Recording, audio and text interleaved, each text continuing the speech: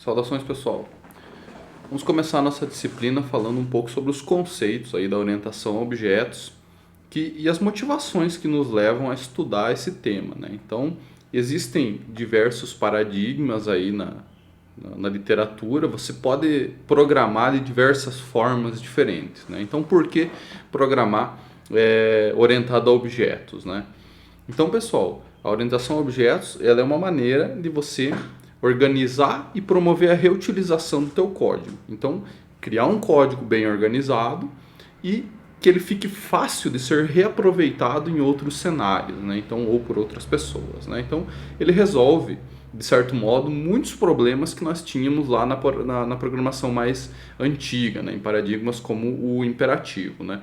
Então, por exemplo, se vocês pegarem e voltar no tempo um pouco, ser programador não era uma tarefa muito fácil. Então você tinha que ter um bom conhecimento sobre a máquina que você está programando.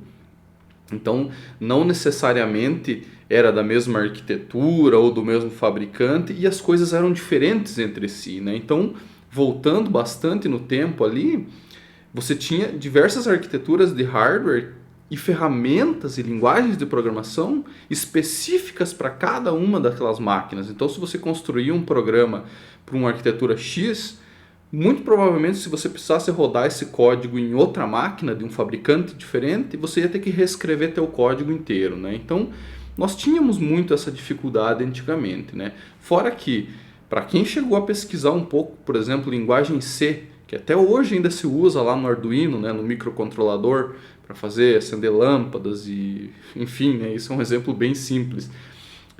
Nós tínhamos que trabalhar com ponteiros, com gerenciamento de memória, enfim, eram várias coisas que o programador tinha que estar preocupado o tempo todo. Era a responsabilidade dele conhecer o hardware e saber o que ele consegue fazer ali dentro e o que não, né? Agora vocês já devem estar cientes que nós temos aí os nossos computadores, por mais simples que sejam, vamos pegar esses computadores que a gente compra na feira, que vem fincado no palitinho de sorvete, ele vai ter vários gigas de memória RAM, ele vai ter um processador com vários núcleos, enfim, nós temos recursos em abundância, né? Então, isso resolveu boa parte dos problemas, mas a tecnologia avançou também em paralelo para nos fornecer recursos e deixar a nossa vida mais fácil, né? Então, o Java ele acabou resolvendo muitos desses problemas já há um bom tempo, né? Então, no Java, como eu comentei para vocês no vídeo anterior, eu posso escrever um código e compilar ele em várias plataformas diferentes, né? Então, eu consigo, por exemplo, escrever um servidor web aqui, um web service, né? Um microsite, alguma coisa assim, rodar no Linux, no Windows, no Mac e até no Raspberry Pi, como eu comentei no vídeo anterior. Então, o Java ele resolveu bastante isso, né? Ele pega o teu código nativo, compila para uma representação intermediária, que é o nosso bytecode, e o bytecode é interpretado a nível de máquina, né? Então a gente esquece tudo isso de gerenciamento de memória, ponteiros, essas coisas mais antigas, né? Aí o que mais que nós temos, né? Nos paradigmas mais antigos, como eu falei para vocês, nós tínhamos que pensar muito a nível de máquina. Você tinha que conhecer o teu hardware para saber o que você está fazendo, né? Aqui nós já temos um pouco mais de liberdade, porque a tecnologia evoluiu ao ponto de que você pode abstrair determinados detalhes e pensar mais como um ser humano, pensar mais no domínio do programador. Então, a máquina vai executar instruções da mesma forma como ela sempre executou. Só que a nossa programação ela fica mais legível, fica mais fácil de entender, né? Por quê? Porque nós estamos trabalhando num domínio um pouco mais abstrato em relação ao nível de máquina, né? Pensando em problemas reais, vamos imaginar o seguinte, nós temos um problema que seria a validação de um CPF. Imagina que você está construindo um validador de CPF que vai ser utilizado num formulário de um determinado programa. Tá? Então nós temos que construir uma função para dizer se esse CPF é válido ou inválido, se pertence a alguém ou não. Né?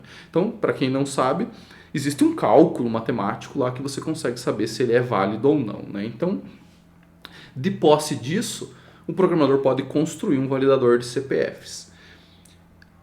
Feito isso, ele tem que se preocupar em transmitir a todos os outros programadores a informação de que, olha, existe um validador de CPF no sistema que a gente está trabalhando e vocês têm que usar, ele funciona assim, assim, assado. Então, você, digamos assim, a grosso modo, você daria uma cópia do teu código para todo mundo e toda vez que alguém precisar trabalhar com CPFs, os CPFs têm que ser válidos, então vão ter que utilizar o teu código, né? Seria mais ou menos nesse sentido.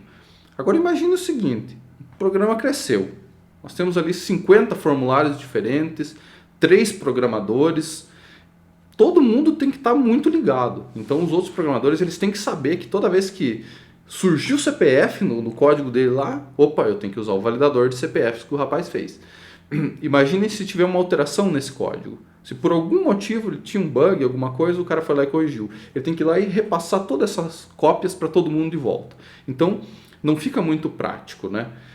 Piorando a situação, entrou um cara novo na equipe. E aí? Você vai ter que ensinar ele a mexer no sistema inteiro, vai ter que ensinar cada linha de código, vai ter que ensinar ele a usar o validador de CPF ou criar uma documentação.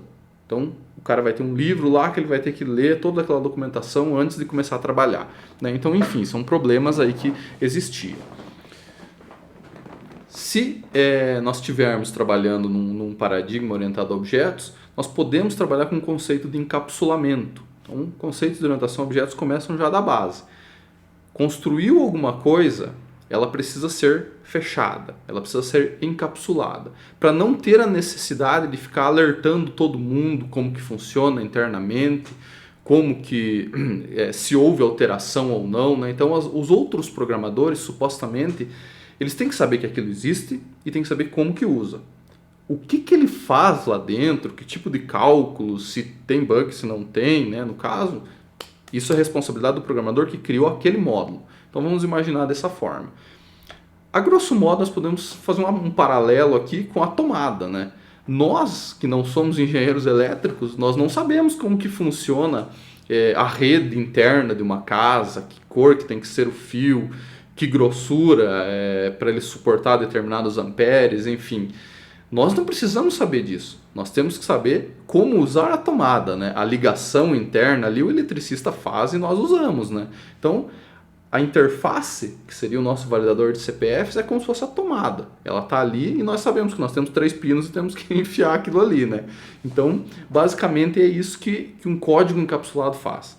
Aquela complexidade ali dentro da tomada foi encapsulada pelo eletricista. Da mesma forma, quando nós estamos trabalhando com programação, eu construí um módulo novo que toda a equipe vai ter que usar, eu vou encapsular bem esse módulo, as funcionalidades dele, vou deixar ele funcional, testado, rodando beleza, e vou passar as referências para todo mundo. Todo mundo vai usar o meu módulo, só que a complexidade de tudo que está ali dentro é minha responsabilidade. Tá? O que mais? Pensando nos nossos formulários ali. Imagine que agora complicou mais ainda. Nós temos que adicionar uma nova validação. A idade do cliente tem que ser validada. Aí, o que você vai fazer? Você teria que colocar um if lá para saber se ele é maior de tantos anos ou menor de tantos anos, dependendo do critério que o cliente quer, né? Todo mundo teria que ter noção disso e espalhar essa responsabilidade, se a gente tivesse num paradigma antigo, né? Então, todos os outros programadores que estão mexendo em formulários teriam que entender dessa lógica, dessa logística, de saber, opa, o if tem que ser maior ou igual a tanto, né?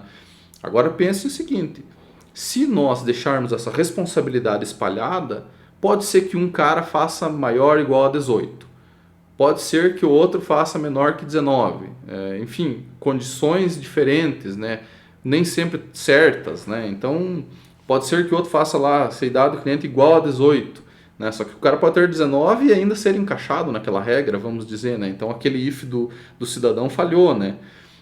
Então não é legal deixar espalhado tudo isso. É interessante que um programador só fique responsável por essa validação de idade. Então esse cara vai fazer o que eu acabei de comentar. Ele vai construir a caixinha dele fechada e vai passar para todo mundo a referência. Todo mundo vai dizer, olha, eu tenho que validar a idade, então eu vou usar a referência que o fulano fez. O módulo dele, ou enfim, né, a funcionalidade encapsulada. Tá?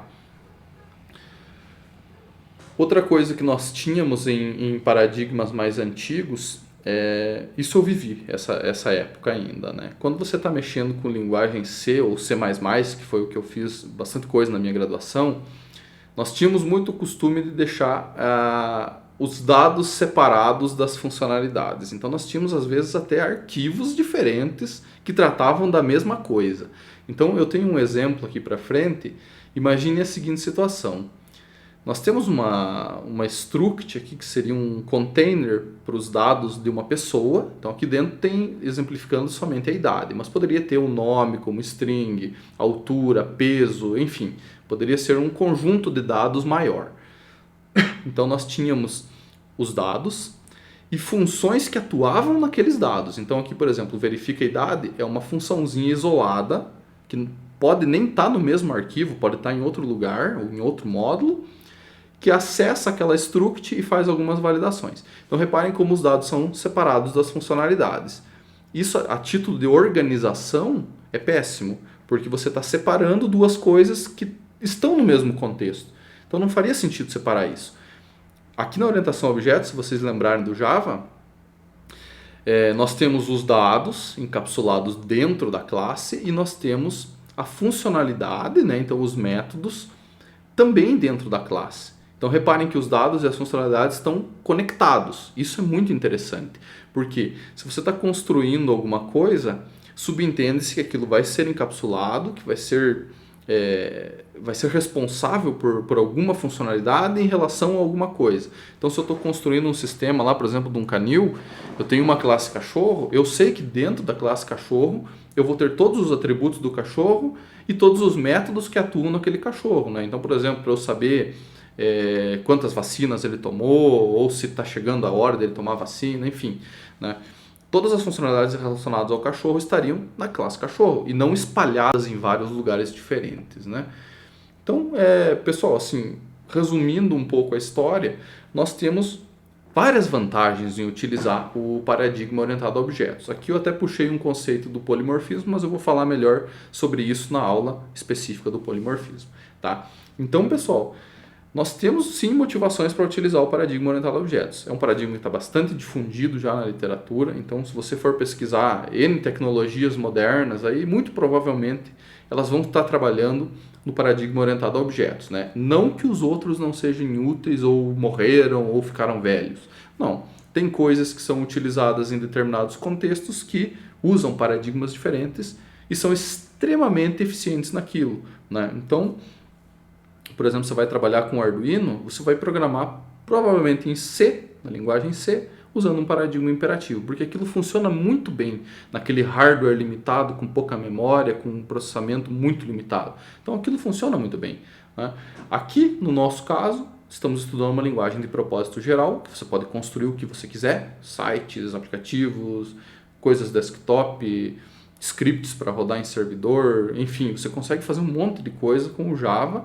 E eu estendo ainda mais esse pensamento para outras linguagens orientadas a objetos. Como eu falei no vídeo passado, se você entender muito bem os conceitos, você vai partir para outras linguagens com muita facilidade. Então você vai partir para um C#, o próprio JavaScript orientado a objetos, vai ser uma transição natural, né? Você já entende os conceitos, sabe que é uma classe, sabe o que é uma herança, sabe como as coisas funcionam, vai ser igual em todas as linguagens. Beleza, pessoal? Então eu vou deixando esse vídeo por aqui para não alongar muito e na próxima aula a gente começa a mexer com código. Valeu, pessoal!